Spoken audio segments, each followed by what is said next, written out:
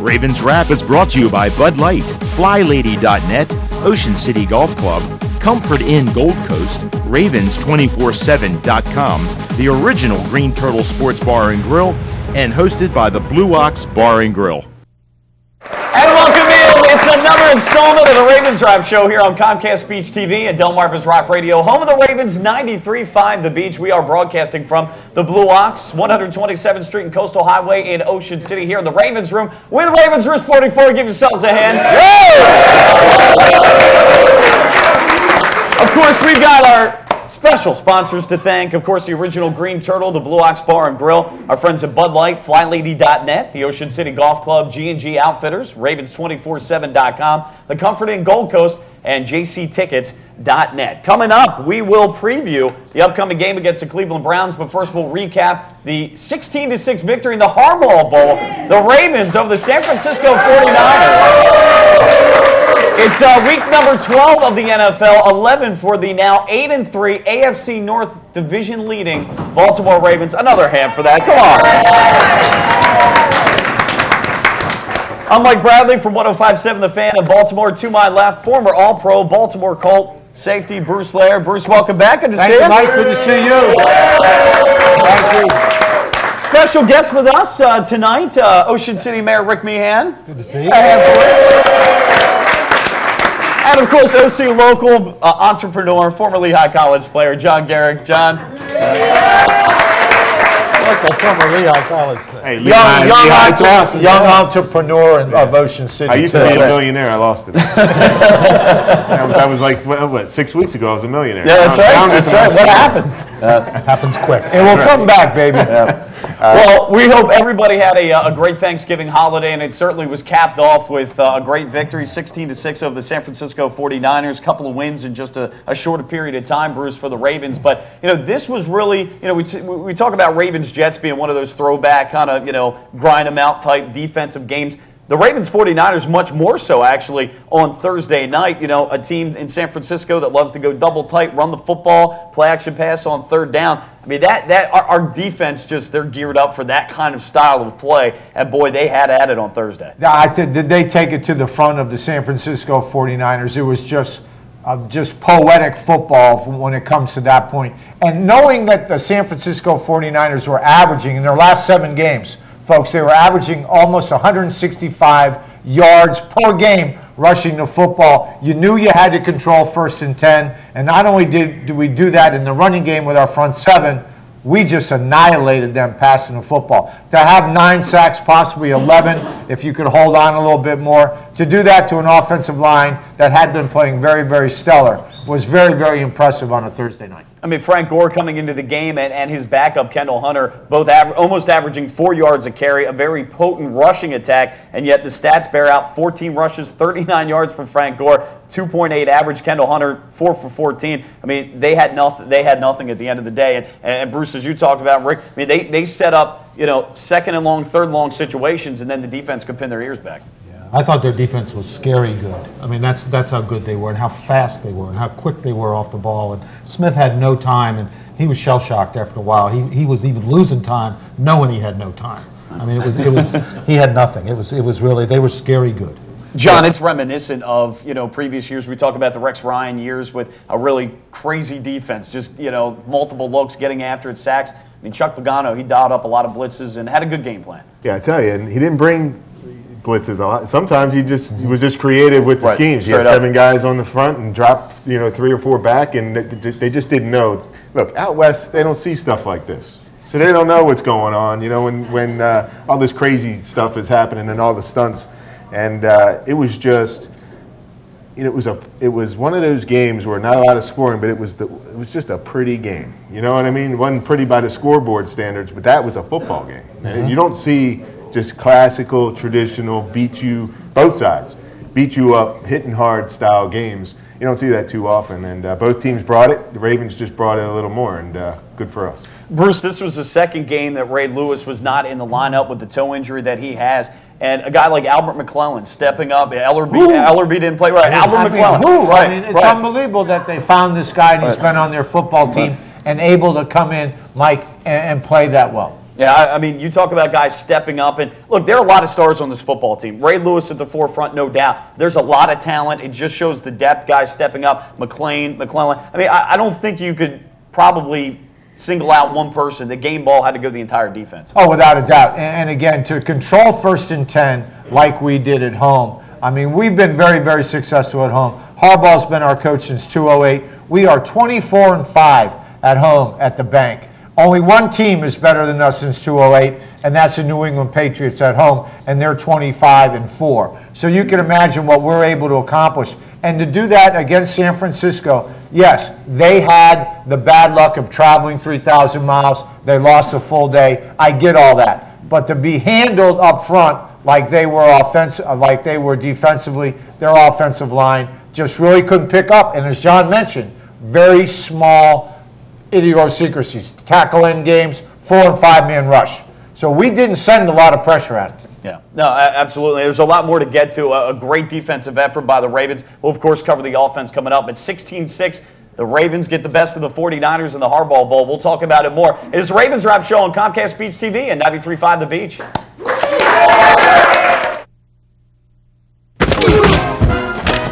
Are you embarrassed to invite people to your home to watch your favorite football team? Well, don't worry, because you're not alone. FlyLady.net is the support you need. Join us and our more than 600,000 members and learn how to crush the clutter and game plan your way through routines that'll help you organize your home and your life. Tackle clutter and get your home game day ready with FlyLady.net.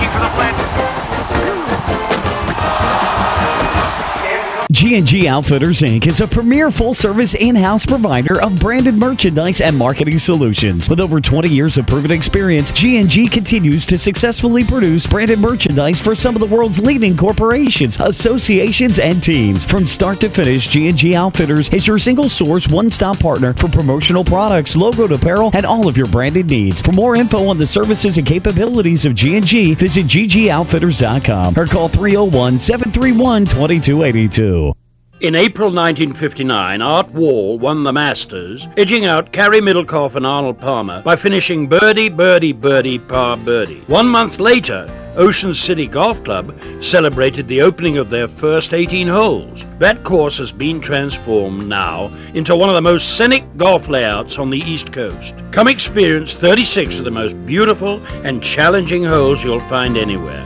Ocean City Golf Club in Ocean City, Maryland. What's going on? We're giving Matt the NFL experience of a high-pressure field goal.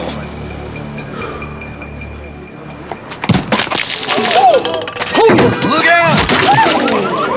It's terrible, man! There's an easier way to get an ultimate NFL fan experience. Just snap the tag wherever Bud Light is sold and you could win. Bud Light in the NFL. Here we go. Hey, it gets easier. Really? No. Welcome back in. It is the Ravens Wrap Show here on Comcast Beach TV and the strongest Ravens radio affiliate here on the Eastern Shore, Delmarva's Rock Radio 93.5 The Beach. We talk about the Ravens' 16-6 victory over the San Francisco 49ers, a 49ers team that came in 9-1, and despite the fact that this was their 5th trip to the East Coast this season with the way the schedule went down, they were 4-0. So, I mean, still quite a feat. But we talk about, defensive dominance, Bruce. 170 total offensive yards for San Francisco, and obviously a huge stat right here. And you talk about getting them into second, but specifically third and long situations, third down efficiency. They were 2 of 12 for the total game. We were 1 of 6 with them. We'll get into that in the first half, but we got better in the second half. They didn't. They were 1 for 6, 1 for 6. What do we say? Get off the field. Get off the field, and that's what they did. It is so key, and especially at home. And again, once Smith became, just so one-dimensional, once that running game was taken away from him, play action, if you're in this league, and I see it a lot, and it amazes me, Rick, that even offensive coordinators even call it, but I have seen it numerous times throughout the league. 2nd and 3rd and 8 or plus, and they're running a play-action pass. And I'm sitting there going, who are you fooling? I mean, if you're doing it to me as a safety, shame on me for even thinking about it, because this is what we do in the huddle. We sit there and go, screen and draw alert, play pass, and we will react to a run. So a play action pass at that down and distance makes no sense, but it took that away from them, which is their bread and butter. When you get that second and short, forward minus and that, bingo, you got him where you want him because he's really not a passing quarterback. No, he's not. They've got all the notes. I don't have any notes up here. I'm waiting to throwing it out that way. I tell you, Alex Smith, to your point, we talked last week on the show that the Ravens were just going to obviously make Alex Smith beat him, and he obviously couldn't. There's been a lot of talk this year that Jim Harbaugh has turned him around, and really watching that game, he's a serviceable guy, I guess, but he's just really not a good quarterback. Some of the blitzes the Ravens did bring, I'm sitting there thinking, how is someone not open, on these routes? And sure enough, Crabtree was wide open numerous times. I mean, and props to Pagano for just keep making Alex Smith make a play. He just did not make them. He would fold up and get scared, and again, just not used to this punch you in the mouth Raven-style football, and people coming from all kind of different angles and areas, and that goes to show that sometimes you don't need to sack them to get inside these quarterbacks' heads. Sure. He just did not stand in the pocket and deliver throws because the receivers were open. Well, and we did have a good matchup. We talked about this last week. Our secondary against the receivers, I thought, matched up well, and no defense can cover all 11 guys. You're going to leave a guy or two open, and, hey, take the chance, and we think we're going to get there. But, John, I'll go back to you for a second. Obviously we've criticized Cam Cameron about getting away from the running game and getting away from their bread and butter and Ray Rice. You take a look in this game, only 14 carries, though, for Frank Gore, who at times has carried the ball, at least, 11 to 12 more times a game than that. It almost looked like they got away from the run because, here's their bread and butter, and yet, they kind of almost threw the white flag up in a way. Jim Harbaugh threw the white flag. We can't run the ball. We have to try to throw the ball. They couldn't do that either, though. Yeah, you're right about that. And you mentioned Kendall Hunter. He's a good, nice change of pace guy, young guy, and get to the edge, make some guys miss. So Frank Gore's been hot coming in, and they just did not stick with the run. And sometimes you're going to be stuck with 2nd and 8. That does not mean, even if you're 3rd and 5, your playbook's still wide open, so you can't give up. Even if you're 3rd and 6, even if you get just another 2 yards, that's a big difference from 3rd and 8, even psychologically. We at least know one team on 3rd and 5 that's probably running the ball. That would be the Denver Broncos with Tim Tebow. But, Well, because you don't know whether he's a fullback or a quarterback. He's a fullback that can throw the football very well. That's the way I look at him. But, I liked what what San Francisco did there a few times. They came out with 2 tights. They tried to get to the edge. Give credit to Chuck Pagano and his defensive group that shut down the edge and was able to make the penetration. And we talk about this all the time. We see what happens in short yardage. And I want you fans out there to really look. When you look at short yardage and you see, especially inside the goal line, watch the line of scrimmage. And when you see the line of scrimmage move and the defense is moving the offense or vice versa, the offense moves that defensive line, you will be successful. But when that defense moves that offensive line back off the ball, I will tell you, 98% of the time, unless you have Superman in the backfield, you will lose yardage or not gain any yardage running the football. And that's been one of the things that the Ravens have got to look at, and San Francisco did a very good job in short yardage situations, moving that line of scrimmage back on the Ravens. And Rick, we've got about 45 seconds, but with the Browns, for instance, having a strong offensive line, the 49ers, and we'll talk about the Browns game coming up, the 49ers had 3, I believe, first-round draft picks on that line. So they weren't slouches. I was just so surprised to get about the dominance, not to take anything away from the Ravens, but the dominance continually against the Niners. Yeah, the speed. I just think it was the speed. The game went fast, and it was moving a lot faster for the Ravens than it was for the 49ers. And they just seemed to slow down. And their momentum, there was no momentum. They couldn't run. Then, as John said, they tried to go to the pass. It just wasn't there. They just couldn't keep up with the speed of the game that the Ravens was coming at them with. And John, we only got about 15 seconds, so we'll come back to you in the next segment. And we can't discount the crowd, by the way. That played a factor. More of the Ravens Wrap Show coming up next, right here.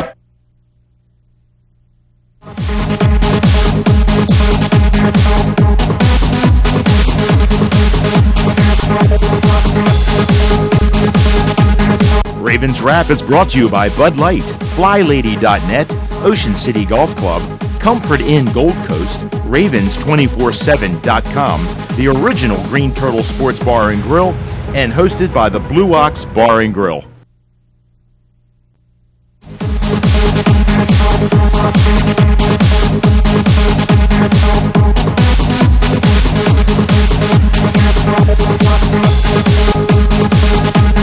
Ravens Wrap is brought to you by Bud Light, FlyLady.net, Ocean City Golf Club, Comfort Inn Gold Coast, Ravens247.com, the original Green Turtle Sports Bar and Grill, and hosted by the Blue Ox Bar and Grill. And welcome back in. It is the Ravens Wrap Show here on Comcast Beach TV and Delmarva's Rock Radio, home of the Ravens 93.5 The Beach. I want to thank our sponsors. The original Green Turtle is the original Green Turtles Ravens Wrap Show after all. Of course, the Blue Ox Bar and Grill here at the Ravens Room. A great job. Ravens Roost 44. Give yourselves a hand. The Man Cave. That's right. It is the Man Cave. Also want to thank our friends at Bud Light, FlyLady.net, the Ocean City Golf Club, G&G Outfitters, Ravens247.com. By the way, we wish Tony well. Still battling that bronchitis. Hopefully he'll be back next week. The Comfort Inn Gold Coast and JCTickets.net. Mike Bradley, Bruce Laird, Ocean City Mayor Rick Meehan, John Gehrig, all a part of the panel. And I promise we'll get to some offense coming up in the future segments here. But one more segment here on the defense, guys. And again, we talk about Ray Lewis not being in this game, second straight week. Still a lot of talent, obviously, on this defense. San Francisco is a running team. It plays to our strength. Our defensive line probably as deep as any in the league. But, right, the 9 sacks, you mentioned this earlier, Bruce. You can't glaze over the 9 sacks. The Ravens had a total last year, folks, of, I believe, 25, 27 sacks, one of the lowest in the league. This year, through, 11 games, they've got 38 sacks now on the season. They lead the league. It comes in bunches for Terrell Suggs, but he had 3. Corey Redding had 2.5. Elodie Nada, I believe, had 3. Zibikowski had 1. Your boy Zibby. I mean, I tell you what, it's obviously a much different defense, though, than what we had last year under Madison. No digs on Madison, but it's a different approach. Well, I'll throw this to the other panel members, but what I love to see is your defensive line getting to the quarterback. Yeah. It shows that, yes, Good point. you can send other blitzers or other rushers. And it doesn't matter where they come from. As you know, the league sends corners, safeties, linebackers. But at the end of the day, when that interior front, that defensive line, tackles, ends, get to the quarterback, it just goes to show you. And Chuck is feeling a lot more comfortable, in my humble opinion, of being able to send 4 and 5 rushers after the quarterback, which he can maintain all the coverages that he wants to. He can keep Ray Lewis free in the middle. He can double someone and have man-on-man the other way, or he can play combination zones, which is with the young quarterbacks in this league that we're facing really is confusing for us. They don't get any of that type of stuff, and with the twists and the stunts and all that type of thing, and showing different packages, they don't know where it's coming, and the offensive line can't react. They don't know what calls to make, and when you're not used to seeing that type of thing, it's trouble. It wreaks havoc, really. And Pagano, if we played the Steelers and the 49ers and all those teams every week, it's like we dial up those schemes, and the players come to play, and we play teams like, hopefully not like the Browns, but the Seahawks and the Jaguars, and we just kind of plow forward, and we don't see the same stunts, we don't see the same schemes, and I think that's what kind of gets us in trouble a little bit. So hopefully this isn't another week where we just dominate a great team and come out and lay an egg against the doo-doo Browns. Once in a while, what the heck? Well, Rick, that's why they have me here to pick on me. That's right. That's right. We're all going to get to that, but I mean, when you really look at Cleveland, you look at what they're doing down there. I mean, I didn't really know this until this week. Cleveland is so very, very young. Oh, yeah. They, obviously, there's a bigger roster, but game day is a 53-man roster. They're starting 20. They have 24 kids that are playing in their 53-man roster, rookies, first or second year. That means with most fifth-year guys, they're averaging almost 25 years of age. And Cleveland, again, in my opinion, has not yet learned how to win football games. Well, the talent's there and things are there, but they don't know how to win it yet. Well, and we'll get into previewing the Cleveland game. I'll say this, though. You talk about youth. The next line of youth in terms of the Ravens defense, when you see a Paul Kruger, a Pernell McPhee, the young corners. I mean, to be fair to Madison, we talk about the lack of blitzing last year, but he didn't have the corners at least the first couple of weeks. You had 2 guys coming off ACL surgery. The job that Ladarius Webb and Kerry Williams has done this season for the Ravens, I mean, what can you say about that? And that's with Jimmy Smith, the rookie, who they can now kind of wean along. Granted, he was hurt, but he's your third option, or third or fourth option. Again, another deep area. Well, just talk about that real quick. Jimmy Smith, a first-round pick. You know, in this business, in this league today, first-round draft choices. They play. They play. Yeah. They play even if they're not ready to play. So you have a Chuck Pagano and the entire organization keeping Jimmy Smith off the starting roster. Why? Because of the play of the other two corners. Yeah, it's these guys have done it, and you know the Ravens are leading the league in sacks. But we were just talking last week how they hadn't had. I think they had 2 or 3 sacks the last couple games. Right. So Suggs had gone 3 straight weeks without a sack. I mean, so this is just if they just dial up and keep it dialed up the rest of the way. And we're talking about home games, Bruce. You mentioned it earlier. That's how important it is. Forget the greed that we want to see. Selfish stuff that we want to actually see some home playoff games finally. But who's going to beat the Ravens? What team do you think is going to come in to Baltimore and win? I mean, if the Ravens can get the job done here and really come to play, because the schedule is very favorable, if they can close this deal out, this was one of the tough ones. We had San Diego. We're going to San Diego. That's not really as tough maybe anymore. You just got to get out there and get it done. If the Ravens are on their surfboards in San Diego, well, right and now, in the short, and obviously San Francisco had to make the flight. They were on a short week, but let's not discount. We were still on a short week, coming off a very emotional game and a game that drug out against the Cincinnati Bengals right to the end. So it's not like we had an easy win at 1 o'clock in the afternoon. It wasn't like that at all. So that's something to be played in. We'll talk about the offense, a 16-6 win, the Ravens over the 49ers. More of the Ravens Wrap Show coming up on Comcast Beach TV and 93.5 The Beach.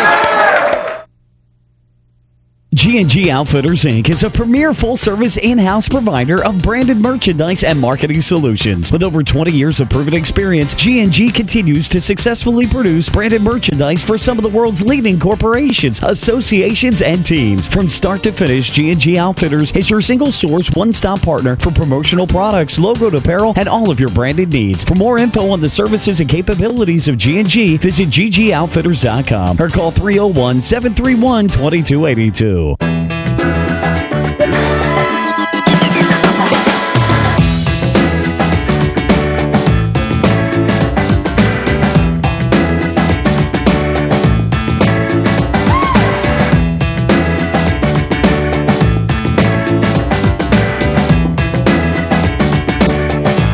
Come see us at Blue Rock.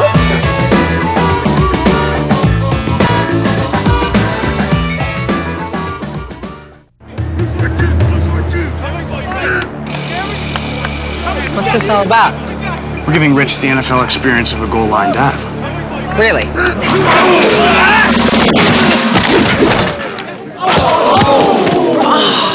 There's an easier way to get an ultimate NFL fan experience. Just snap the tag wherever Bud Light is sold and you could win. Bud Light in the NFL. Here we go. Can I make it? On the internet, yes. Into the end zone, no. Are you embarrassed to invite people to your home to watch your favorite football team? Well, don't worry, because you're not alone. FlyLady.net is the support you need. Join us and our more than 600,000 members and learn how to crush the clutter and game plan your way through routines that'll help you organize your home and your life. Tackle clutter and get your home game day ready with FlyLady.net.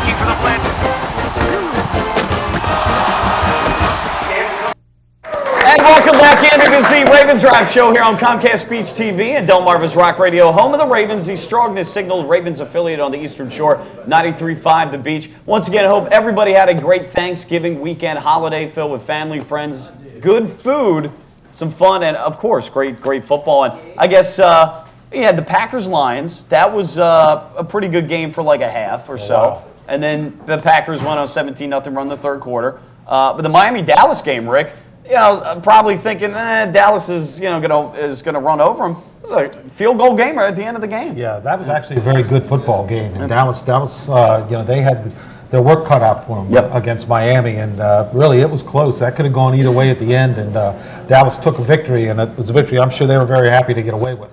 Yeah, especially at home like that. Yeah. So and then capped off with the Thursday night game. By the way, the Harbaugh. Which was the best. Yeah, there we go. The best game, the Harbaugh Bowl, the most watched cable network program in cable TV history on Thanksgiving, that is. I mean, what can you say? The NFL Network did a great job. Check out Tony's website, Ravens247.com. They've got the, I guess, the sound effects, clips, and video and all that of the game, and it's a phenomenal piece that they put together with that. But the Ravens 16-6 winners over the 49ers. They improved to 8-3, tied with Pittsburgh in the AFC North. But of course, we have the tiebreaker, having beaten them twice this year. Let's talk some offense, guys. John, I'll start with you down the other end. Joe Flacco, 15-23, 161 yards, a touchdown, no interceptions. Efficient. He kind of almost mirrored Alex Smith in this game. What Alex Smith has done this year. You know, we've been throwing the football all over the place this year. Only 161 yards passing, but he made some really money throws on Thursday. Yeah, I tell you, particularly on the touchdown drive, some throws into the tight end. I've been, obviously I criticize Joe a lot because he has the capability. I'll say it again. He has the capabilities to be great. He's got some of the best tool set, maybe the best tool set in the entire league physically, and he showed that off. When you throw with anticipation, you can get the ball in those. You can throw the ball on a rope and get the ball in tight windows, and he's got all those capabilities. We saw that in action on a couple key passes against the 49ers, which. Completing both of those passes, one to Pitta and one to Dixon, was the touchdown. So played a great game. I mean, 160 yards passing, whatever it was, doesn't look great stat-wise. If you didn't watch the game, you just look at the stats. But really, just hate using the word manage, Bruce, but really just an efficient ball game. He made the plays that were there to make. And I think that's what he needs to do, and to continue to do that. Where we would love to see Joe, and I think he's mentally capable of that, and between Cam and him and the entire offensive staff, and I say this because he has yet to orchestrate a game.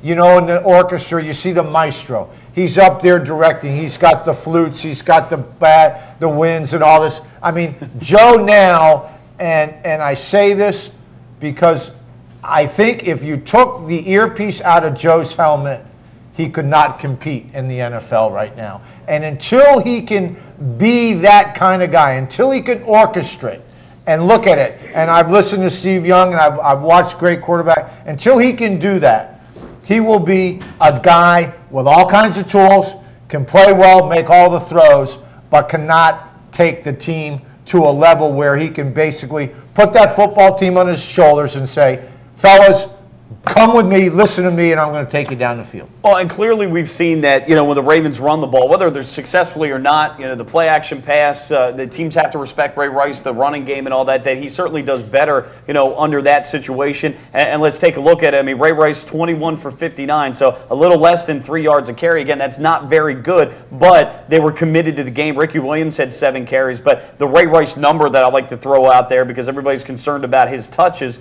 in the game, and rightly so, 24 total touches in the game. That's 24 of the 58 total plays for the Ravens. So, not 50%, but definitely in the low to mid 40s. That's all you can ask for, and then some from Cam Cameron. Speaking of Ray Rice, I am so tired of him taking himself out of the game. I mean, here's the deal. First drive, this is Thanksgiving prime time, highest rated cable audience in the history of Thanksgiving, which goes back a long time, okay? So how long does Thanksgiving go? Pocahontas was around. It was a long time ago. That is a long time. So he's out there, you got a 9-1 team you're playing against, and you just run the ball. You touch the ball 5 times, you get the ball into the red zone. You just ran the ball 9 yards. And he takes himself out of the game. If I'm Harbaugh, I just push him back out. I don't get it. This is money time. This is the time where you're going to take control of the game. And he goes out for the next 2 downs. They wind up kicking a field goal. Doesn't touch the ball again. He was the guy. 9 of his 54 yards came on that play that got him to the red zone. I say, it's enough. I don't disagree. I don't know what's give me a massage. I don't disagree. I don't know what's all behind that exactly. They've given him a little bit more freedom with that. Ricky Williams. I hate it. Ricky Williams He's been doing it all year. I understand. I've seen He's that. crying for the ball. Give me the ball. Stop throwing the ball. Give me the ball. Oh, I'm going to come out now. Well, Ricky Williams did. Come on. Well, no one's. You're right, John. No one's asking him to come out. No one's coming in for him. So. You're right. Well, Ricky Williams is coming in for him. He averaged 4 yards. Whatever's happening at the time, he's taking himself. He's going to the sideline, is what John's saying. All right. Well, we'll talk about more of the offensive production. The Ravens 16-6 over the Niners. Ravens drive. We'll be back.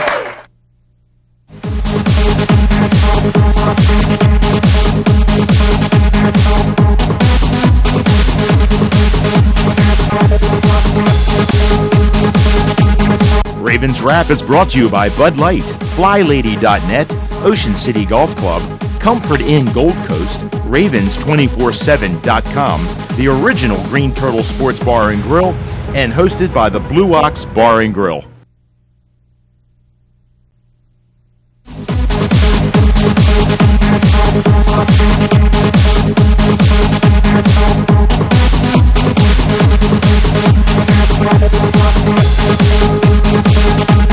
Ravens Wrap is brought to you by Bud Light, FlyLady.net, Ocean City Golf Club, Comfort Inn Gold Coast, Ravens247.com, the original Green Turtle Sports Bar and Grill, and hosted by the Blue Ox Bar and Grill.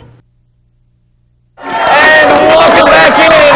It is the Ravens Wrap Show here on Comcast Beach TV and Delmarva's Rock Radio, 93.5 The Beach.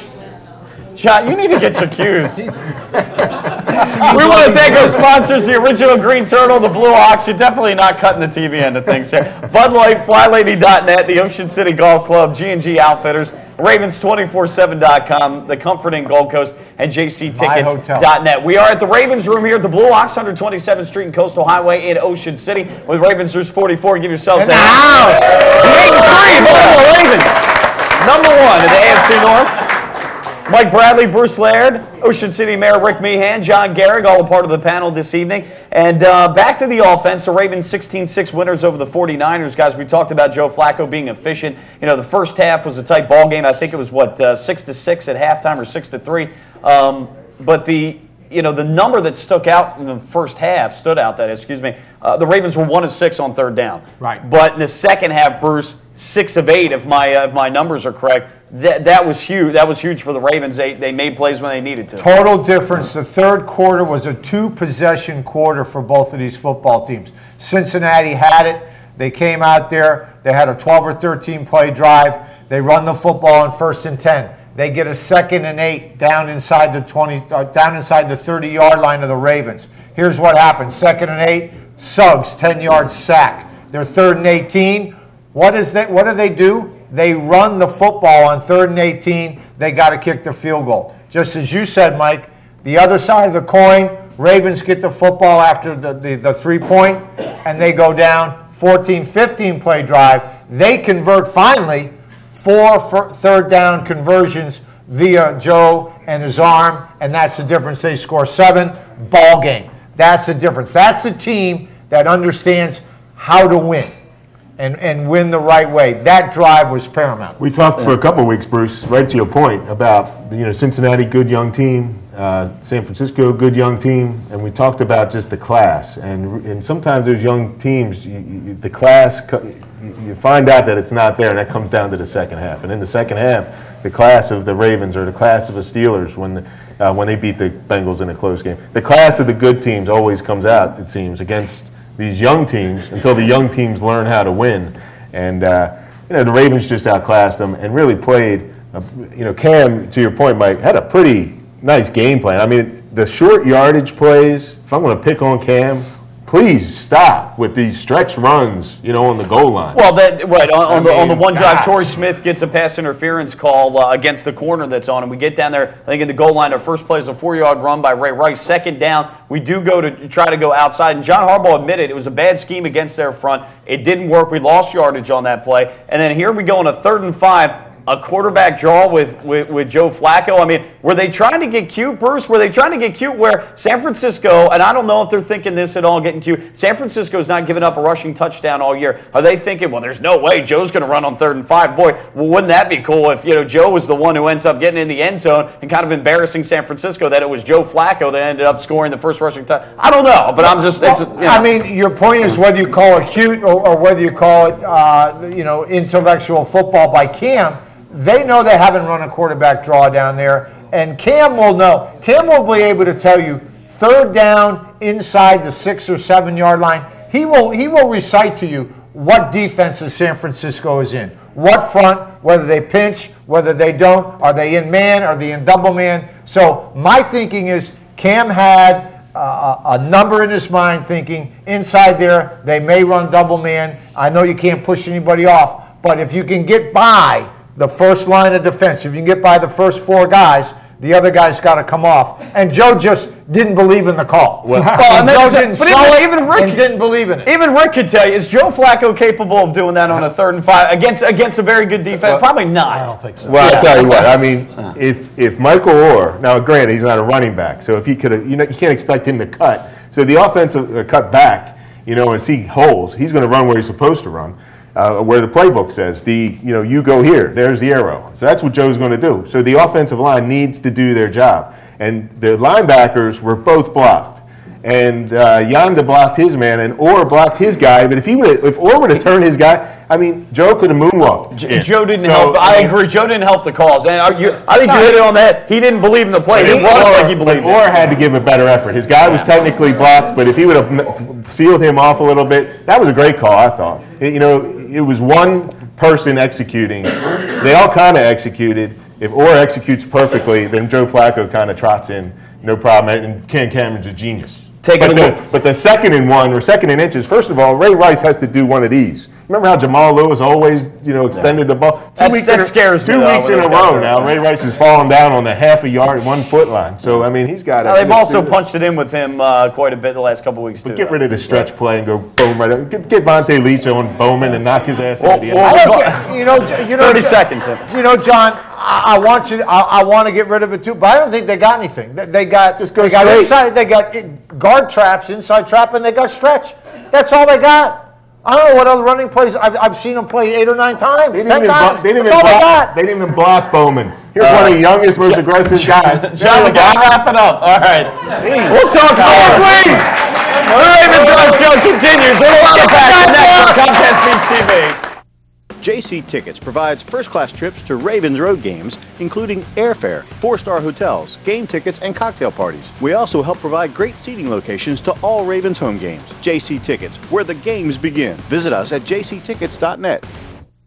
G&G Outfitters, Inc. is a premier full-service in-house provider of branded merchandise and marketing solutions. With over 20 years of proven experience, G&G continues to successfully produce branded merchandise for some of the world's leading corporations, associations, and teams. From start to finish, G&G Outfitters is your single-source, one-stop partner for promotional products, logoed apparel, and all of your branded needs. For more info on the services and capabilities of G&G, visit ggoutfitters.com or call 301-731-2282. What's going on? We're giving Matt the NFL experience of a high-pressure field goal.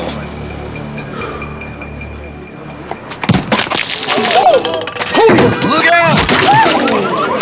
It's terrible, man! There's an easier way to get an ultimate NFL fan experience. Just snap the tag wherever Bud Light is sold and you could win. Bud Light in the NFL. Here we go. Hey, it gets easier. Really? No. Are you embarrassed to invite people to your home to watch your favorite football team? Well, don't worry, because you're not alone. FlyLady.net is the support you need.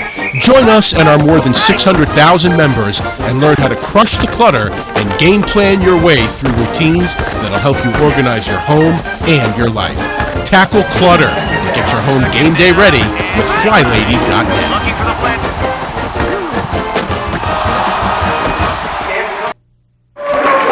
Welcome back in. It is the Ravens Drive Show here on Comcast Beach TV and Delmarva's Rock Radio, home of the Ravens, 93.5 The Beach. We're broadcasting from the Ravens room here at the Blue Ox, 127th Street and Coastal Highway in Ocean City. Mike Bradley, Bruce Laird, Ocean City Mayor Rick Meehan, and John Garrick, all a part of the panel this evening. And real quickly, guys, I got to give a shout out to my alma mater, Calvert Hall, for winning the Turkey Bowl for the 3rd straight year. Yeah, very happy with that. So I made my Thanksgiving, and then for San Francisco to win, for the Ravens to beat San Francisco. And Mike, and let me help you here, Mike. And if you win the next 15 in a row, you'll be about even. Okay. So I know.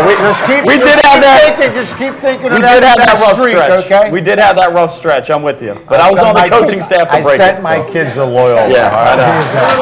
Jesuit. Yeah. All right. So they drink wine. Yeah. A lot. And you're right. And we drink beer. All right. Real quick, wrapping up the Ravens offense, guys. Anquan Bolden, the leading receiver, 4 catches, 63 yards. in that one. That was targeted 9 times. Ray Rice with 3 catches, Smith with 2, but he drew that big pass interference penalty. We only got a field goal, but as we talked about last segment, should have been a touchdown. Pitta with a couple of catches, Dixon with a catch in this one. But again, I mean, it was an efficient game. We didn't throw the football a whole lot, 23 times. Again, 161 yards in the air, 1 touchdown, no picks for Joe Flacco, so he didn't turn it over. Let's talk a little bit off the field a little bit, and Bruce, you've got a little bit of inside information. Okay, after the game, after the pictures, after the hoopla, what happened with the Harbaughs? Did they have Thanksgiving dinner on Friday together? I mean, Dad was in town, Mom was in town. Mom and Dad, Jack and Jackie were in an undisclosed place in the stadium. Give us the lowdown on that. Well, the big story was that they weren't going to stay in the venue, that they were just going to see the boys and do the big photo op, and I never seen more cameras chase them around. But what was funny, because John came out early, and Jack and Jackie were there, and they were all looking for Jim. So younger brother Jim stiffs older brother John, and John gets pulled back in by Kevin Byrd. So he's pulled back off the field, so I'm figuring out, wow, Jim's giving him the old, I'm not supposed to come out on time. They go back in, and Jack and Jackie are hanging out there, and all the cameras are looking around. Where are they? And then all of a sudden, John comes back out through the tunnel, and then they all meet, and I'm going, man, oh man. I think the younger brother gave him a little boom-da-boom. But anyway, the real story was Jack and Jackie did stay in the venue at an undisclosed spot and watched the game. Which was great because they had said that Rick, they didn't want to be a distraction to the game, to the coaches. I mean, that was, I think, a wise move, but also a selfless move on their part. Well, it was, part of the story was the Harbaughs. I mean, that was part of it. And it being on Thanksgiving, and the family tradition and everything there. I mean, obviously that was part of the story for the game and leading up to the game. Without a doubt, what a great PR move. And the league never misses that opportunity. Yeah, and Tony was right last week. It was pretty astute observation. They just probably didn't think that the 49ers had any type of shot. Sure. Well, did any of us think that San Francisco, we make that mistake nowadays with so much parity in the league, guys. You look at the schedule and,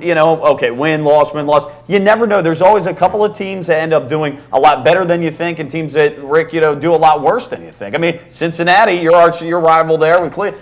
You expect Cincinnati with a rookie quarterback. But when Cincinnati developed quickly. They really did a good job of developing quickly. Out of nowhere, Rick. Yeah, they really out of nowhere, we all thought they were in total disarray. A young quarterback, a second-year quarterback coming in there, no OTAs, none of that stuff going on. New offensive coordinator. Right, and you think about that, and you think about Marvin Lewis and all the turmoil he's had there. He's in, he's out. I mean, he's got the Brown family. Who knows what they're doing? I mean, those people are whacked. And you have your quarterback leave. I mean, the whole thing. And they really turned it around very, very quickly in Cincinnati. Guys, the AFC North action, we were able to, because we played Thursday, we were able to watch some games Sunday with Cincinnati, Cleveland playing. I mean, we'll talk about Cleveland coming up, but, Cleveland gives Cincinnati a really good game down to the end, division game. Cincinnati pulls it out, keeps the pressure on Pittsburgh and the Ravens here. They're 7-4. Pittsburgh plays Kansas City Sunday night. Right down nearly to the end, Kansas City has a shot at beating Pittsburgh. It didn't happen,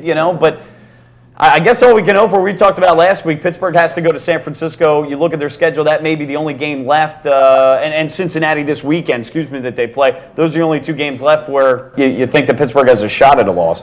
Yeah, anybody can lose. The Ravens certainly have shown that 3 times, so they have to go out and play. But really, you get the kind of the feel, the way the Patriots are playing, the way the Steelers, just the Steelers. You got to count on those teams winning.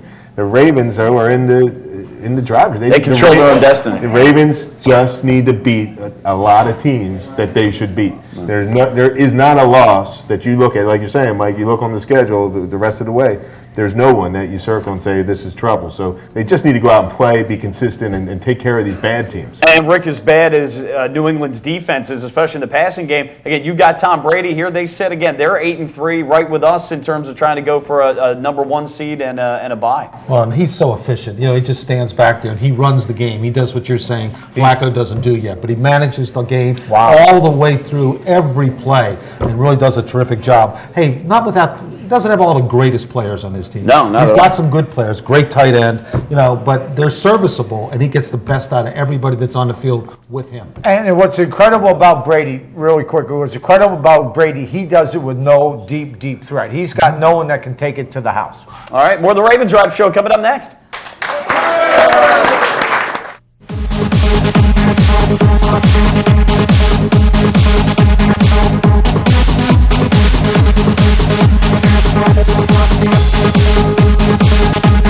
Ravens Wrap is brought to you by Bud Light, FlyLady.net, Ocean City Golf Club, Comfort Inn Gold Coast, Ravens247.com, the original Green Turtle Sports Bar and Grill, and hosted by the Blue Ox Bar and Grill.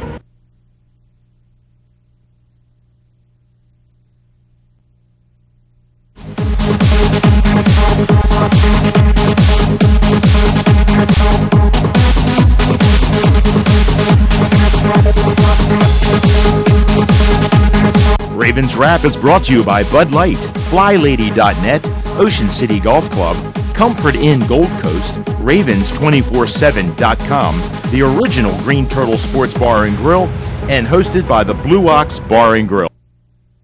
And welcome back into the Ravens Wrap Show here on Comcast Beach TV and Delmarva's Rock Radio, home of the Ravens 93.5 The Beach, is the original Green Turtles Ravens Wrap Show here at the Blue Ox, 127th Street and Coastal Highway in Ocean City. Also want to thank our sponsors, Bud Light, FlyLady.net, the Ocean City Golf Club, Ravens247.com. Go ahead, Harry. What the heck? G&G live TV, Harry. G&G Outfitters, Ravens247.com, the Comfort Inn Gold Coast, and jctickets.net. There are your 5 seconds of glory right there. FaceTime. Mike Bradley, Bruce Laird, Ocean City Mayor Rick Meehan, and John Garrett along the panel. By the way, I meant to say this too, and I'm sorry for the Ohio. What's that? And Harry. Oh, and Harry. Harry But now. I mentioned, Ravens, my alma mater, Calvert Hall, but then on Saturday, Michigan beating Ohio State. It was a trifecta. Oh, and Notre Dame lost, so I had the superfecta over the weekend. Well, but I anyway, got no problem with that one. all right. Rick, this is your time to shine. We've got the Cleveland Browns coming in, or actually we're going to visit the Cleveland Browns, I should say.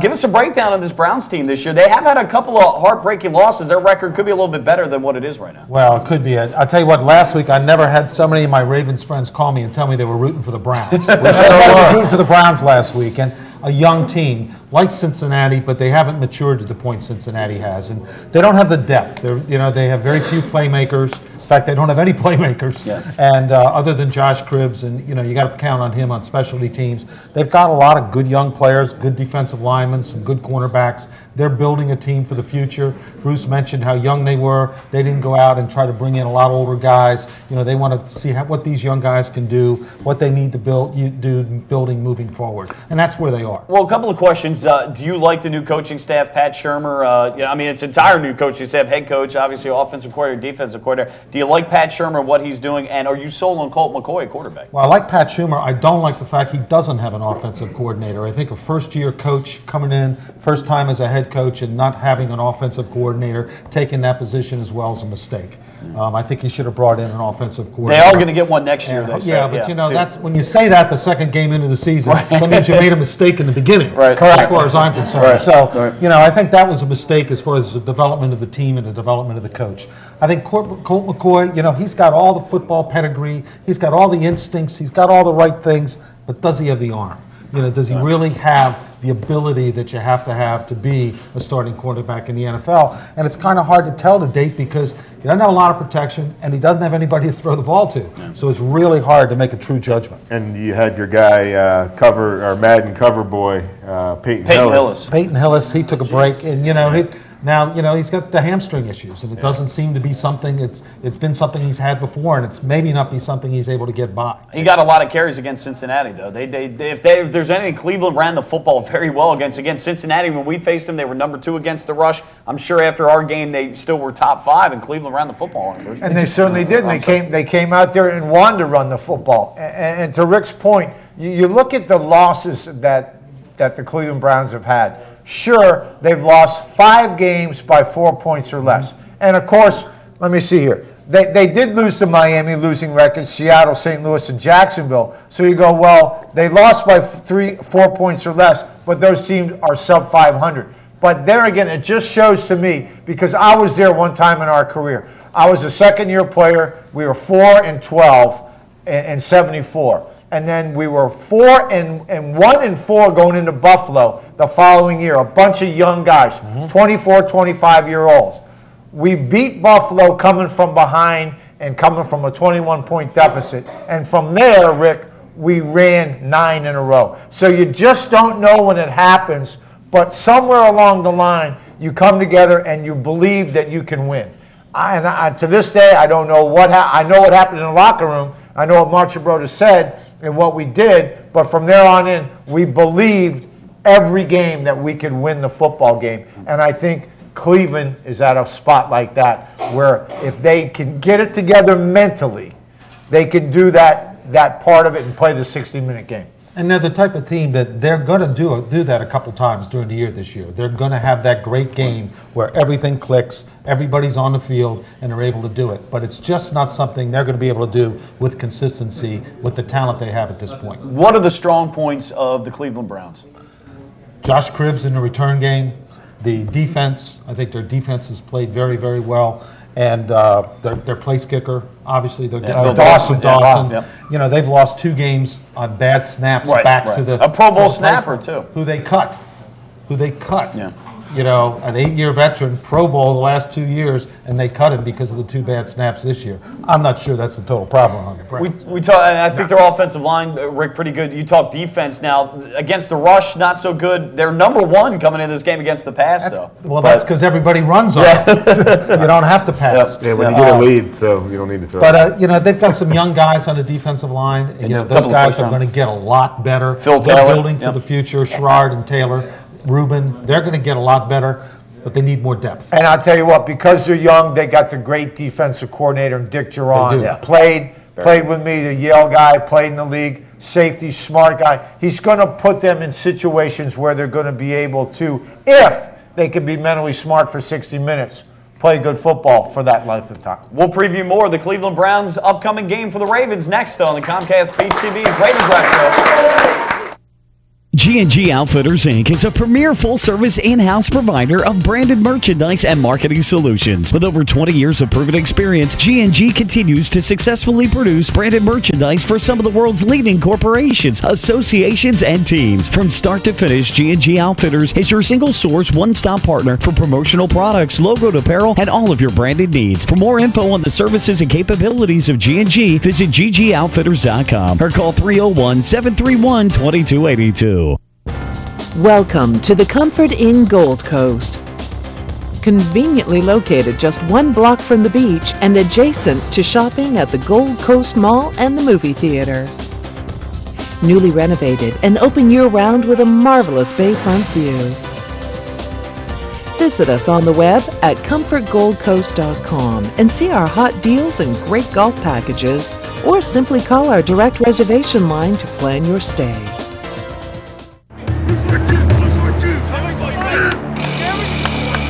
What's this all about? We're giving Rich the NFL experience of a goal line dive. Really?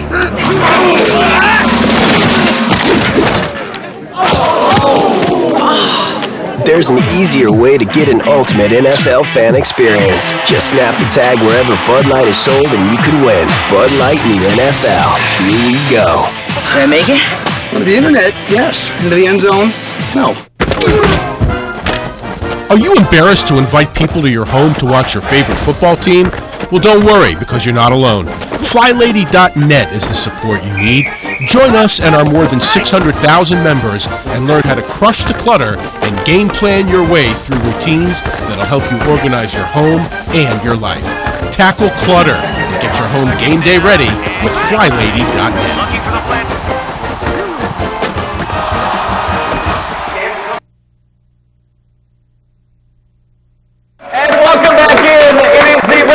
Show here on Comcast Beach TV and Del Marvis Rock Radio, home of the Ravens, 93.5 The Beach. Mike Bradley, Bruce Laird, Ocean City Mayor Rick Meehan, and John Garrigan. We will do a drawing coming up. We'll tell you about that in just a few minutes. Guys, quickly, we'll break down the Cleveland Browns and players to look for. Obviously, Colt McCoy, their starting quarterback, completing about 59% of his passes, only averaging about 6 yards a pass, little less than 200 yards a game in the air, kind of like San Francisco. 13 touchdowns, 8 interceptions. That's not bad. He's been sacked 26 times, so a couple times a game. Not horrible, not great either. A bevy of backs. Chris Ogabanaya is their leading back right now. Peyton Hillis, as we talked about, Madden cover. Montario Hardesty, who's had some injuries. They do have a strong offensive line, though. Don't get fooled. They can run the football. They did against Cincinnati. Receiving-wise, no real threats here, as Rick talked about. Greg Little was a draft pick out of Carolina. He shows flashes of brilliance, but a lot of drops. Cleveland Browns lead the league in drops, I think 26. He is their leading receiver, though. Ben Watson, the tight end, is their second leading receiver. Josh Cribbs, the special teams ace, is third. And Muhammad Massaquoi, the guy out of, I believe, Georgia a few years ago, he is fourth on the team. DeQuell Jackson, Maryland guy, by far their leading tackler with 76. As Rick talked about, a young defensive line, though, some good draft picks that they've got there. Phil Taylor out of Baylor, Jabal Sheard, Reuben Stevens. These are guys to look for in the future, but maybe not this year. Let's go down the line. Start with you, John. How do you see this game breaking down in your final predictions? This is always an ugly game. Sets up to be somewhat of an ugly game. Pretty good pass defense. I just think the Ravens, this needs to be a Ray Rice game. In order for it to be a Ray Rice game, I think Cleveland's 29th against the rush. In order for Ray Rice to actually do something, he needs to stay in the game. All right? So I'm looking for Ray Rice to actually stay in the game this week. You're going to be his personal workout guy in the offseason. I see that coming. 23-10 Ravens. 23-10. 23-10. Well, I look for the Browns to be tough early, but they're going to get worn down. They just don't have the level of talent throughout the team, I think, hold the Ravens back. McCoy's not going to get any time at all to throw the football. If he watched the films, what happened to Smith and the 49ers, that's going to have him thinking about it already. Doesn't have a go-to receiver. They're going to run the football. If they get some breaks, they run the football, a turnover, a break on specialty teams. Field position, maybe. They're outmanned, and talent-wise, the Ravens, they need to do what John says. They need to win these games. Getting to the playoffs is one thing, but if the Ravens don't have the home field advantage, that's going to hurt them. These are the kind of games they have to win. I'd say 27-13 Ravens. Well, Rick, when I look at this game, I look at the defenses of both of these football teams pretty well mirror each other. We make a little bit more plays. We're sacking people. But, third down percentages, 1st and 10, running the football, all that they do pretty well. The Cleveland Browns with Colt McCoy has to do something offensively in this game. They got to come up vertically. They got to move the ball. They got to make some big plays. They're 28th in points scored. So that's their issue right now with Cleveland. They can't put enough points on the board to win football games. And against the Ravens, they're going to have to score at least 21. So I see the Ravens big in this game as well, 24-17. I think this is a game that kind of mirrors Seattle a little bit. If you let them hang around and get confidence, this is a team that can do some things. You give them a little confidence. That defense might play a little bit better. They can run the football. They will be a challenge for our offensive line. Don't get fooled about that. They're playing at home, full week's rest. It's not San Francisco here. So, I expect them to try to pound the football, and they may be able to a little bit. Clearly, though, skill positions, we match up better against our wide receivers. We should be balanced. We just need to do what we need to do. Score in the red zone. One of our I say patrons, one of our fans out here has talked about that. We're pretty bad in scoring touchdowns in the red zone. We got to get it together, but just focus on us. Do what we do best, and hey, this is going to be a game that we need coming off a big win. We haven't gotten that yet this year, especially on the road. So I do like the Ravens in this one, but it has been ugly division game. I will go with the Ravens in this one, 20-10 over the Browns. Big game in Pittsburgh as Pittsburgh hosts Cincinnati. Hey, who knows? Maybe we can get Cincinnati knock off Pittsburgh. But guys, that's our predictions. But it is time for Mayor Rick Meehan's going to draw the winner here. We've been giving out these blue tickets. We've been giving out these blue tickets for those that show up to all the shows the last several weeks from our friends at jctickets.net. We've got a trip for two to San Diego. Bruce Laird's going to be your personal tour guide. So, one of those two has to go to him, unless you can fit him, in your look. Coronado and every bar I've been in San Diego, we're going to have a good time. You ready? So, Mayor, draw the winning ticket. Mayor. Papo came back. He must have a ticket. He's thinking he's getting lucky. He must have a ticket. That's what I'm here for. There you go. A rock star over here. I got to read it for you. All right, you got 3 seconds to come up here. 60 seconds. You have 2, 4, 8, 2, 3, 8. 2, Come 3, on. 8. Oh, right there. Oh, no! Come on, man! We know it was you! We talked about it. We talked about it on this week. All right. Let me see you. So, hey, come into the party, because Bruce knows all the things. Take your dancing shoes, baby. Hey, turn around for the camera. Booyah! A trip for 2 to San Diego. That is going to do it for us. Everybody have a great week. Go Ravens over the Browns. Mayor Rick Lehan, thank you so much. Thank you, Rick. We'll catch you next week. It's Ravens Drive Show, Comcast Beach TV and 93.5 The Beach.